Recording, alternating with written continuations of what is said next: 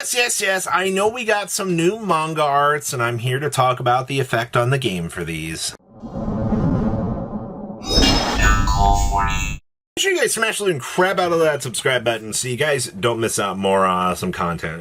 If I cover the news right away or a little bit later, it depends on if there's going to be like a discussion to come with it. And I think the manga cards are definitely an interesting discussion to have. Because I've been reading more and more people going, well, actually, I don't think the TCG is going to get this. I disagree with you. I think the TCG is going to receive these. I do think that it is very much going to happen. And we might actually see them tailored to that. But first, we got to get through the Magnificent Monsters stuff that's going on right now. So let's talk about these manga cards. We do have some packaging here for the original art collection. As you can see, yes, hey, look, it's a Dark Magician and a Blue Eyes on the cover of the pack. That's actually kind of cool. So, what are manga-style cards?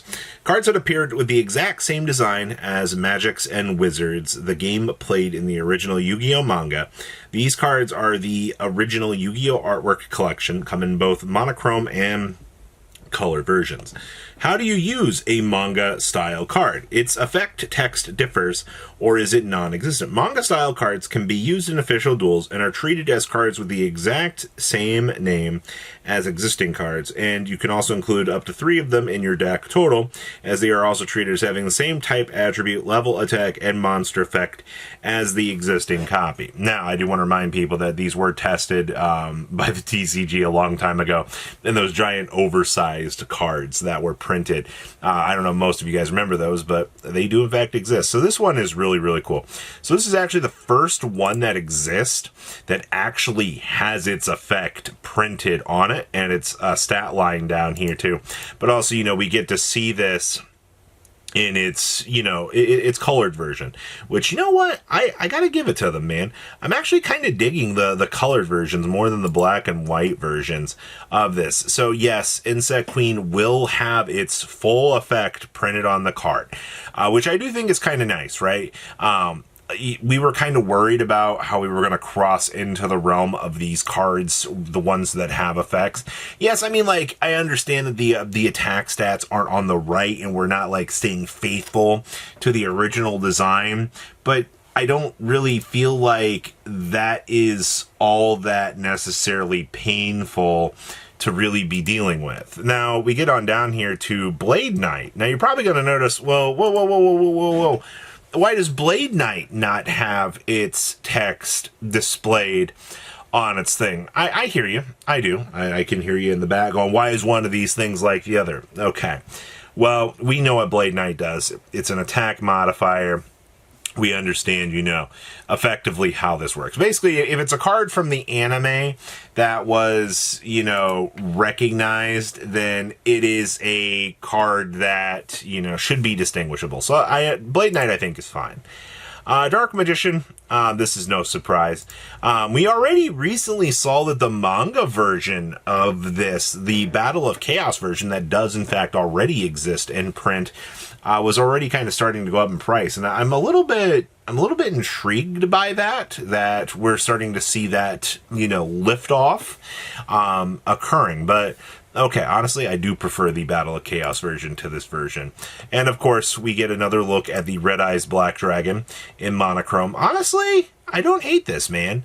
I know a few people were talking about, the placement of, the wings and things like that, but, actually, this is probably the coolest Red Eyes Black Dragon to exist in terms of lore, at least to me. And then, of course, Blue Eyes White Monochrome. This is okay, man.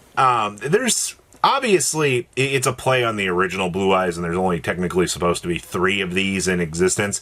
But I don't truly hate this either. It's just... it looks better in the black and white, honestly. I do like that. Now, we are getting Mystical Elf here. He who smelt it, dealt it, as we are going to call this art. The background is very simple for this. There's not really too much to build on this.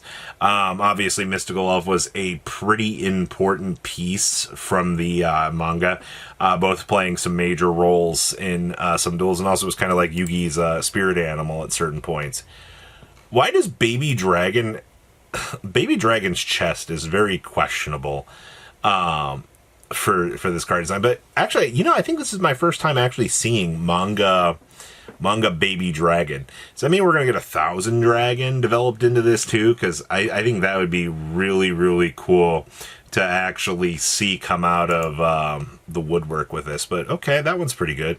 Wing Dragon, Guardian of the Fortress, motherfucking #1. Now the red on this is very, very simple and very, very clean. I like this. It just stinks that we are emphasizing so much on a normal monster, man. Like, I really wish that, we had better cards to pick from here, which would be really nice. But I give this a celebration of the history of the game. Now, this one is completely different than the others. Also, the stat line on Skull Servant here is positioned into the center. And I know that somebody's going to be like, why is it not on the right? What's going on here? It doesn't look as good. I know. I kind of like the fact that the stats are more aligned into the center here, actually showcasing more of how this is supposed to effectively look. But interesting choice for Skull Servant. I do once again think the colored version looks better. This is Two-Headed King Rex. Really? We're getting Two-Headed King Rex? That wasn't on my bingo sheet of monsters to see, but I think it makes sense, right? I mean, this was a pretty important card to good old Rex. Was effectively his thing. But once again, I mean, like, couldn't we have put the stats in the center here? I mean, it would have looked a little bit better. Soggy! Yes! The original Crush card! I would love... And truthfully, I would absolutely adore to see a Crush card exist in a manga style art, man. Like, that would be so cool to see.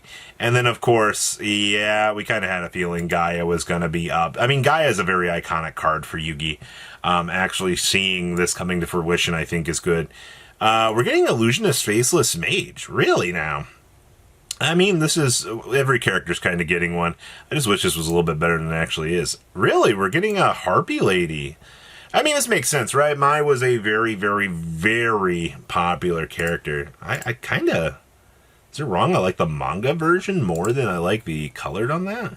Oh, and Yaku Megami getting it as well. Really? That's really, really cool.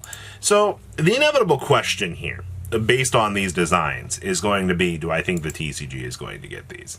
As I've said previously, I think the TCG is going to get this set. We might actually see this get changed over to our design, though. And when I say that, I mean changing the text to English is not that hard. You also got to, believe it or not, attack, defense, card name. That's it. That's all they would have to change. Converting these over from JP to English, and it would work very, very easily. You know, you don't have there's no attribute on this. You know, the copyright stays the same down here. There is not a lot to really change on these. And, you know, the only real creative thing you got to do is, like, Skull Servant feels a little bit cooler because his stats are in the middle. And then, you know, it can't be that hard to work on the existing template for, you know, Insect Queen. You know, there just is nothing really particularly crazy stopping them from converting this over, like, literally full steam ahead. I do think this is a very cool concept, though. We do get to see a lot coming to fruition here with this. And obviously, you know, yeah, it stinks that these aren't more popular cards, but I mean, there's nothing stopping Konami from not designing these some original manga arts. You know, it could be possible. It's going to be a game of patience to see where they're going to go with these. So I like these manga arts. I really do. I think the manga set is an interesting kind of push into a different direction. It gives them some more creativity to kind of work with. And obviously, you know, we're celebrating 30 years of the game right now. It's very important to understand, you know, just at the point where we are in the game in terms of creativity. Yeah, we will see where this goes. This seems very, very, very cool. So please take a second to leave a comment down below. Tell me what you guys think about the manga cards. And you guys have a good rest of your day. And hope these actually turn out really cool in English next year. Patrons, thank you.